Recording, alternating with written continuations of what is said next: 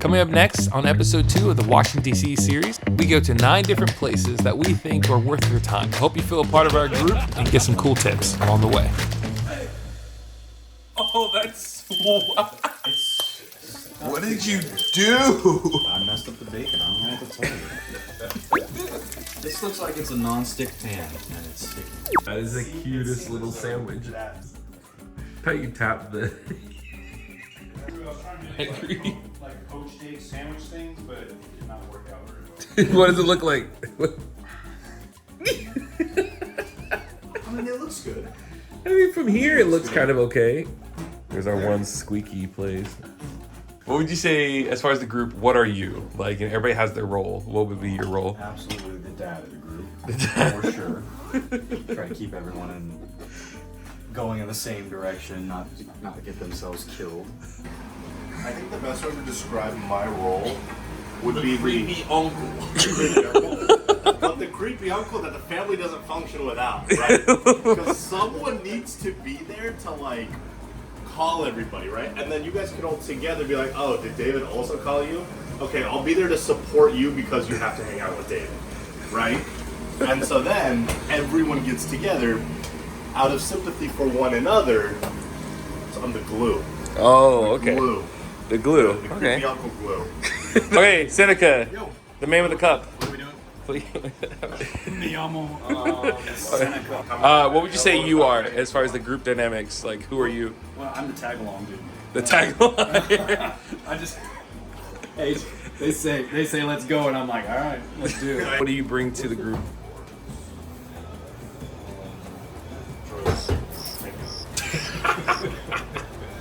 When you think about it, I don't really bring much to the table here. What was the question? Who are you in the group of guys? So we have, he's the dad, Drew's the dad. Oh, what? He's the glue. He's a hottie. He's the... Brings the good looks. He brings the good looks. And the mustard. I'm the dogs. You got a chain on? Yeah, got the chain.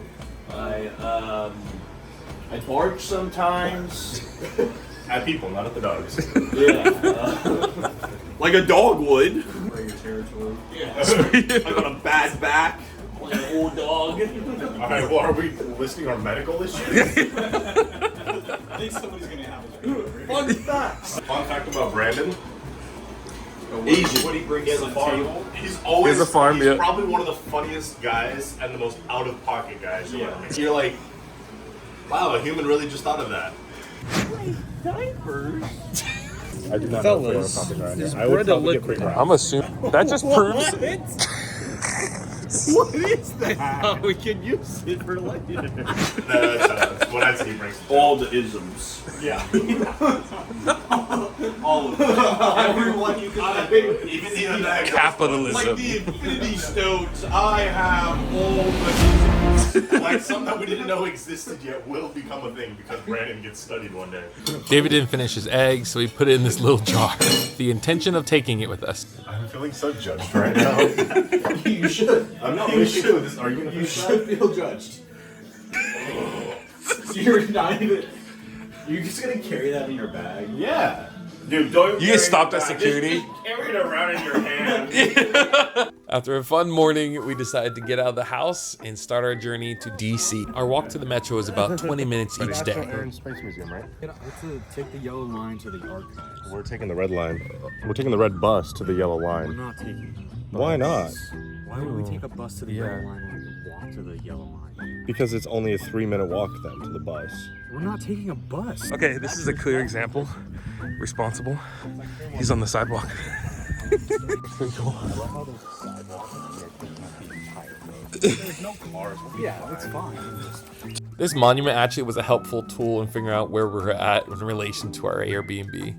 One of the great things about Alexandria is the houses. There's a lot of brick homes, and there's a lot. It just feels historic when you walk around the neighborhoods. So we all ended up getting the 7-day Metro Pass, which was pretty good. I think we just broke even, but it was just nice knowing that we can go wherever we wanted. We didn't stop at like a gas station. Like 10 minutes. Oh, jeez. And then I got a cup of coffee. You know, Are those nervous problems you were talking about, or those shaking problems? Undiagnosed nerve issue. It's like, maybe it's the 20 ounces of caffeine. It's on them, just drinking coffee.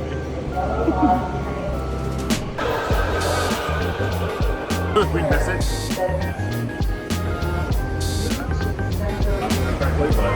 We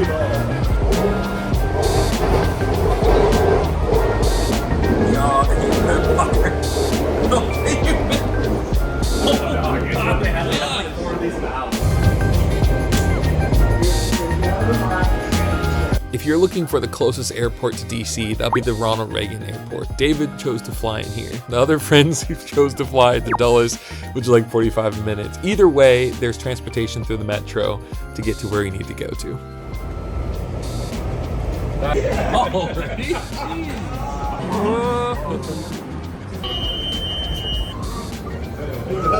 Where are you going, Seneca? Oh, it's getting that angle though. Hey, the metro's actually pretty easy to use. I mean, well, actually, we have a person doing all the work for us, so that kind of works out really well. You're leading us, right? Yeah. I'm Okay, cool. Okay, I was like, I'm just kind of enjoying my walk, but then I was like, just trust me and don't yell at me. we would never yell at you. I can't promise. I hate you guys. I'll just be the druggie in the back.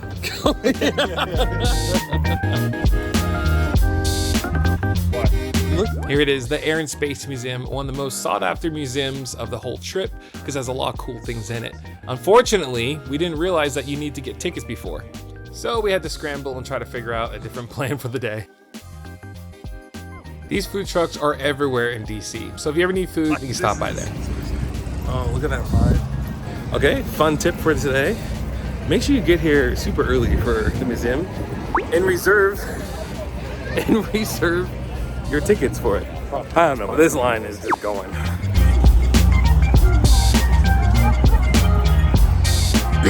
Seneca's our lost puppy. Yeah, that guy worked for the Smithsonian. I was going to ask him. Can you sneak us in? We already booked Holocaust Museum tickets till 30. So we finally made it to the Washington Mall area. Now this area has tons of museums and monuments that you can go to. Some things you do have to reserve and other things you don't. We learned it the hard way, so we quickly went onto our phones and were able to get spots for the Holocaust Museum later that day. But we just decided, you know, let's just get the lay of the land, see what we can do, and have a good time. This building right here is the Smithsonian Castle. It was built in 1855 and serves as an information center for this whole area. Unfortunately, while we were there, there's a good amount of renovation, so we weren't able to go inside. That leads me to another tip. I felt like there's always some amount of renovations that are happening at some of the museums, and I wish we'd have known a lot of that before going in. So make sure you do a little bit of research for that. Apparently there's a race.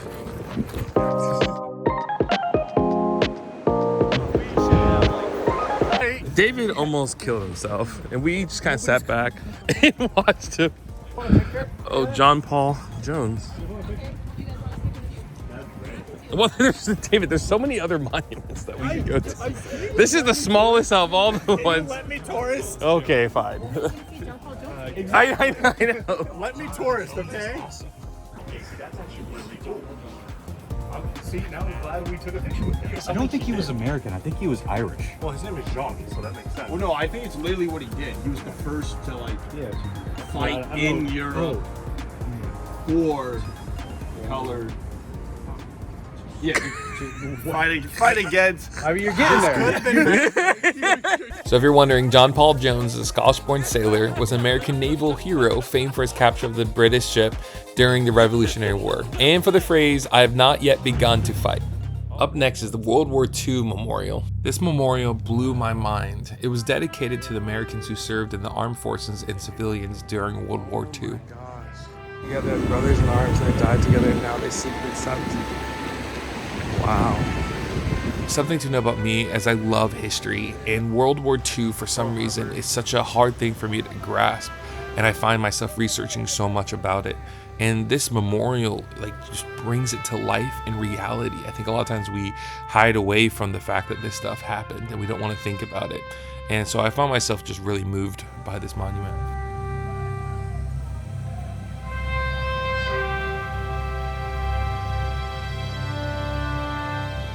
Each of these stars represents 100 American military deaths, and there are a total of 4,048 gold stars.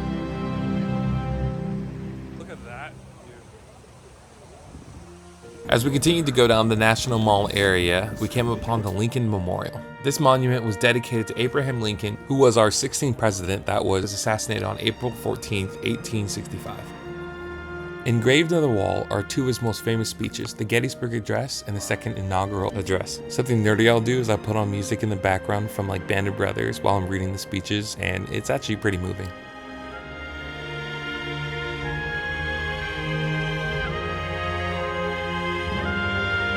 Normally this view isn't obstructed by this wall, but apparently they're doing construction underneath the monument to make a museum. It should be open in 2026. I think something that you don't think about when you're going to visit DC is the level of why these monuments exist, or the gravity of what they represent. We're here at the Vietnam War Memorial, and honestly, to see every single name that is listed and knowing that there's a person behind each name that has lost their life, it's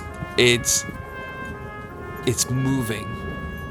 It's sad. It's a mix of emotions when you walk through this whole area. Going into this day, I didn't think I was going to be this moved, and it was just all heavier than expected. From here, we took a short walk over to the Korean Memorial. Yeah, this is. I think it just comes to life, like the scenes. Like last time I was here, I just had thoughts where I was Like I was there with them, kind of in a weird way.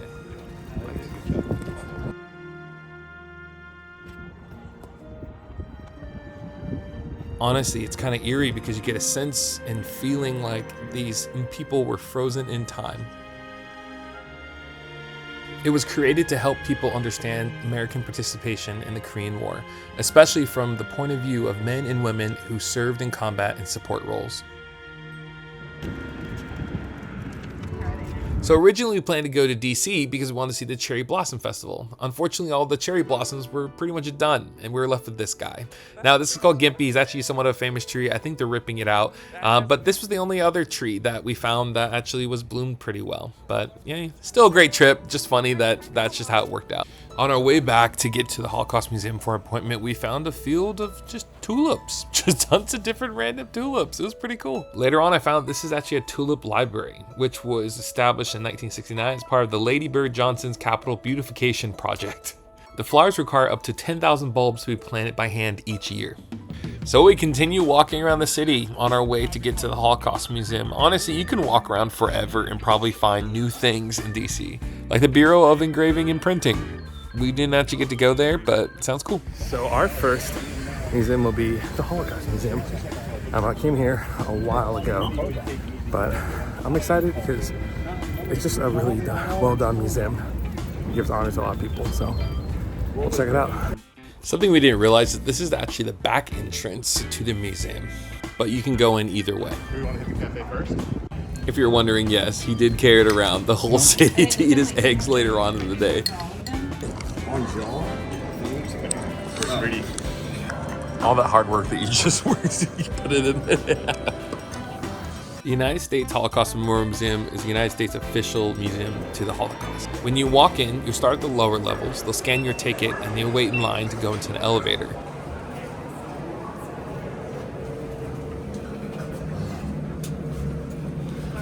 Good afternoon, everyone, and welcome all to the United States Holocaust Memorial Museum.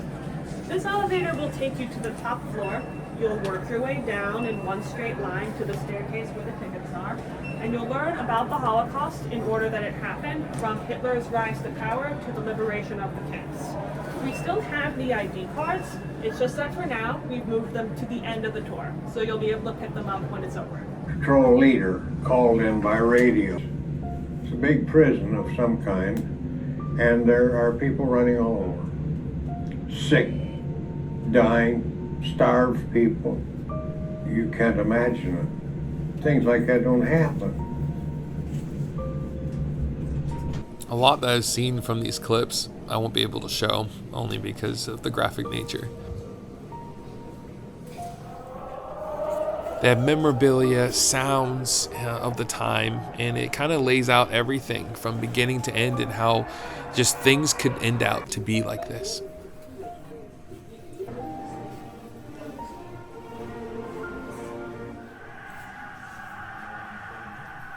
Etched on this glass wall are the names of towns and cities whose Jewish communities were wholly and partially lost as a result of the final solution. They are arranged by country according to the international boundaries that existed in 1937. Really? Whoa. What David is currently pointing out is all the towns that are destroyed now due to the Ukrainian-Russian war.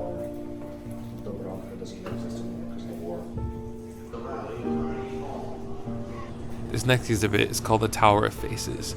It's a 3-floor high exhibit which consists of approximately 1,000 reproductions of pre-war photographs of Jewish life in a town that was massacred by Nazis. Here we have a rail car. These were used to transport Jews towards the concentration camps. It's kind of eerie when you walk through it and just try to put yourself into that placement. Here we have a gas chamber door. And honestly, there's so many things at this museum that you can't capture in a film. I just want to encourage you to go and experience it for yourself. Yes, this memorial is a bit hard and tough to walk through, but we can't forget these things. So we sat down for a little bit, gave my back a little bit of a rest, and then we're off to our next museum. Honestly, there's so many museums and things you can do in DC.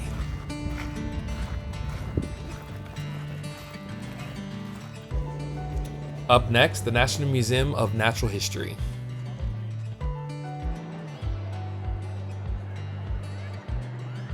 You're a big one.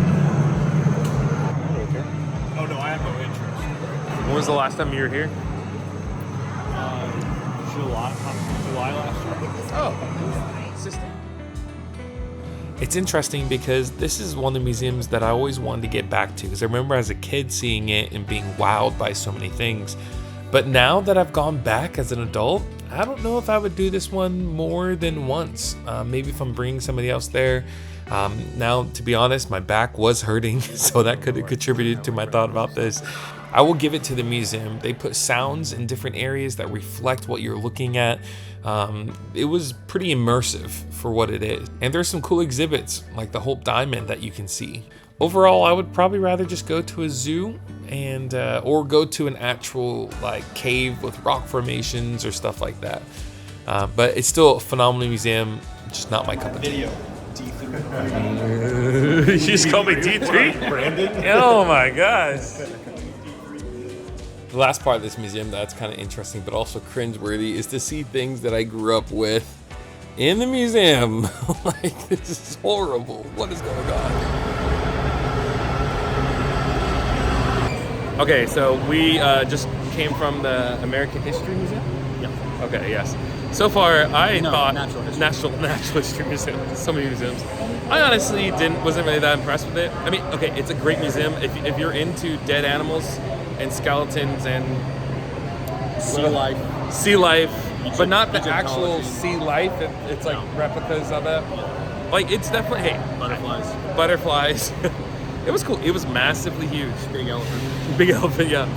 But I'd rather actually go to a zoo. I don't know. What are your thoughts? No, I felt the same way. Yeah, but it's not really fair to ask me because I've been in there so many times. I used to live around here. Okay, he brings up a good point though. I'd rather go one and done. Yeah. You know? Is this ours? Yellow? Yeah, yellow. Okay, this is our train, So we went home for a little bit to rest up before we were going to go out for dinner. There's a lady behind us. I don't want to. Cobblestone! My steering wheel. Is this a one-way? Okay. If you're wondering where we are, we're at Old Town Alexandria, a nationally designated historic district on the Potomac River waterfront. Oh, this is awesome. Okay, so now we're gonna get some pizza from a restaurant somewhere. And now we're gonna get pizza downtown. This little tiny cool little town area. Square pizza, this is it, right? This place was awesome. If you're ever in that area, I recommend to go here. 10 out of 10. The pizza was so good. It was almost like a deep dish kind of feel, but it was an amazing meal. If you're wondering, I got the Roni Supreme. Dinners were usually our recap on the day. Real mummy. It was a real mummy. The sarcophagus was cool. We didn't get to it. That was on the first floor. Yeah. Oh. the I got a picture for rocks, all the rocks. The rock. The rocks. Oh no, the Hope Diamond. The Hope Diamond was really cool. Hope Diamond was pretty good. $350 million. It's cursed by India. That's cool. Thing about DC, you must plan. That's what you learned today. So that's what we're doing.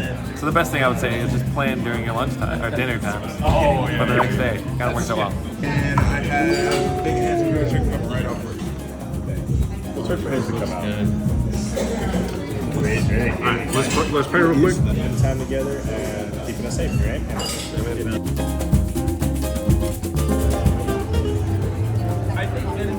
What's wrong? What happened? You got a number left. Success. We're proud of you. She hangs out in Seattle. Do we want to do ice cream or no? Oh, is that the tower or is that the? I'm telling you, that tower is everywhere. This is like Old Town Alexandria. This is a really nice place. We went to a pizza place and it was tasty. Live music. It's also right next to the waterfront area, which is like super nice. I'll show you. There's like a little map over here. Yeah, this place. Oh, look at that blinding light over there. AKA the building that is reflecting. Look at the blinding light. I have a red on my eye. Yeah. Also looking over at the blood. Sorry, my bad. Everyone becomes immediately blind. You could have been like, hey, dude, look, the sun's abnormally bright today. Oh, this is waterfront. Waterfront. Tomorrow's the eclipse. Ooh, a ship. Oh. Let's go to it. So what would you say your day is as far as like how was it? Was it decent? It was pretty good. I probably spent more time in those museums than I wanted to. Dude, what are you excited about tomorrow? American History Museum. Really. Oh, yeah. Yes, I am so stoked for it. That's kind of the one. Yeah. I really want to. That's what I want to see the flag. Yeah. Stuff. Highlight of all of the day. Like, what was the moment that you were like, holy mess, this is awesome? This is, like right now, actually, just like walking with, just hanging out. Just hanging out. Like, those are really kind of my favorite moments. The other stuff is like the things we do that help connect us. Yeah. Or the random stories. Oh man. Oh, this is nice. I thought we were doubling up. That's right. Get over here. Cut over. Sure. All right, Seneca, get on this. Get on. Yeah, what? Oh, so then it'll be more free. All right. Don't get stolen. His brain is infected with rain. He's going back to the restaurant right now. If that was the case, I would have sat down myself. You have good friends that know where I parked, because I forget all the time. How much do you think it costs to live here? Because but look at this. This is really cool, but also like, wow. So now that our stomachs were full, we decided just to go back home, kind of chill, relax for our next day tomorrow. In episode 3, we continue to explore our nation's capital. We see famous paintings at the National Gallery of Art, experience history at the National Museum of American History, walk through different biomes, and take a night tour of our nation's monuments and memorials. Be sure to like and subscribe so you won't miss out on the next episode.